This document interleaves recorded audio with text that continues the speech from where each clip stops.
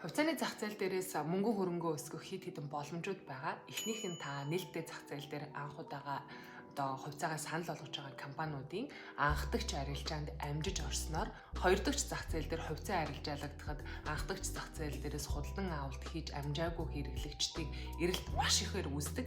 Энэ үед та эрэлтээ дааж үн өсгөхийг зарчмаар богино хугацаанд эргүүлэн зарж ашиг олох боломжтой.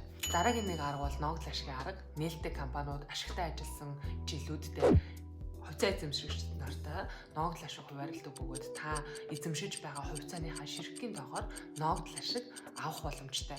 Мөн та одоо аваад март 2025 онд та ирээдүйд үн цэн өснө гэж бодож байгаа компанидаа хөрөнгө оруулалт хийгээд мартсан тохиолдолд 10 жилийн дараа буюу 2035 онд тухайн компани ашигт ажиллагаа нэмэгдэж, үйл ажиллагаа нөгөөж үүний хэрэгээр нэгж хувьцааныханд үн цэн өснөөр та зүгээр нэг ногдол ашиг жил болгон хүртээ зогсохгүйгээр хэдэн 10 жилийн дараа таны эзэмшиж байгаа хувьцааны тань үн цэн хэдэн 10, 100 дахин, 1000 дахин үржигдэх ийм боломжтой. Сонирхолтой зах зээл байгаа. Хувьцааны зах зээл бол мөнгөн хөрөнгөө өсгөх маш сонирхолтой зах зээл. Та сонирхоод үзээрэй.